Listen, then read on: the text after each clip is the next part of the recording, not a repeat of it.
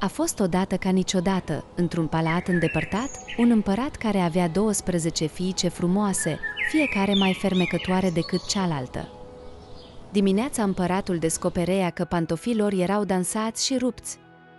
Nimeni nu știa cum se întâmpla asta, iar regele era foarte îngrijorat. Cine poate afla? Unde merg fiicele mele să danseze în fiecare noapte? Va primi mâna uneia dintre ele și va deveni împărat peste regatul meu după moartea mea. Cei care nu reușesc să afle acest secret după 3 zile și 3 nopți își vor pierde viața. Mulți tineri curajoși au venit să încerce, dar ei nu au reușit și și-au pierdut viața. Într-o zi, un băiat pe nume Filipe se îndrepta spre palatul împăratului. Pe drum a întâlnit o bătrână înțeleaptă.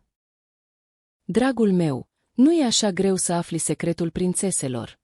Nu bea vinul pe care ți-l vor aduce în seara asta și poartă această mantie magică. Te va face invizibil și vei putea urmări fetele.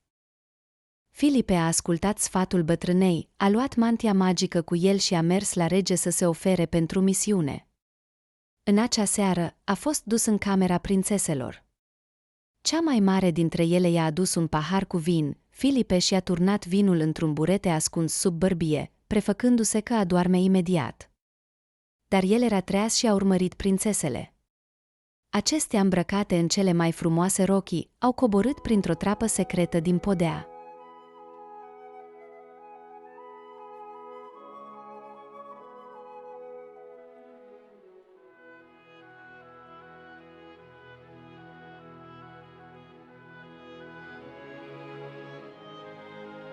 Filipe și-a pus mantia magică și le-a urmat.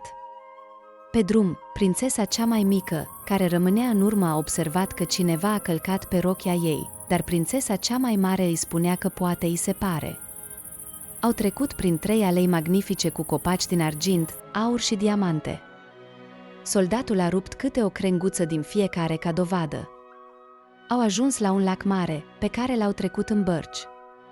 Băiatul s-a strecurat într-una din bărci.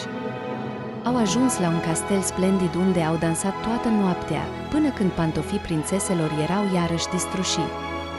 Dimineața, Filipe s-a întors în cameră înaintea lor și s-a prefăcut că doarme adânc. Așa s-a întâmplat 3 nopți la rând. În a 3-a noapte, el a luat și un pahar din argint din castelul subteran ca dovadă. Când a venit vremea să-i dea împăratului răspunsul, acesta a adus crenguțele și paharul și a spus: Împărate, fiicele tale merg într-un castel strălucitor și fermecat unde dansează toată noaptea. Împăratul, uimit de povestea băiatului și de obiectele pe care le-a adus, le-a chemat pe fiicele sale și ele, neavând de ales, au recunoscut totul. Atunci, tânărul a îngenunchiat în fața împăratului și a spus: Împărate, mai am un secret de dezvăluit. Eu nu sunt doar un simplu băiat.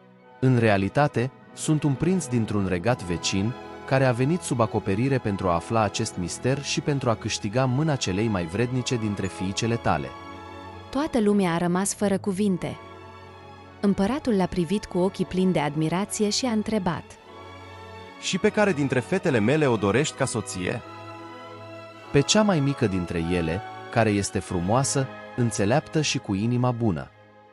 Astfel, cea mai mică prințesă și-a găsit dragostea adevărată, iar restul prințeselor, eliberate de blestemul vrajei în care se aflau, s-au căsătorit și ele cu alți prinți frumoși. Castelul subteran a dispărut, iar regatul a devenit cunoscut pentru pace și fericire, iar prințul și prințesa cea mică au domnit cu înțelepciune și iubire, trăind fericiți până la adânci bătrâneți. Dragi copii, povestea ne învață că dragostea adevărată și curajul aduc întotdeauna fericire. Adevărul și înțelepciunea sunt mai puternice decât orice secret, iar cei care sunt onești și curajoși vor fi răsplătiți cu cel mai prețios dar, iubirea, și au trăit cu toții fericiți până la adânci bătrâneți. Mulțumim pentru vizionare! Pentru mai multe povești minunate, abonați-vă! Este gratuit!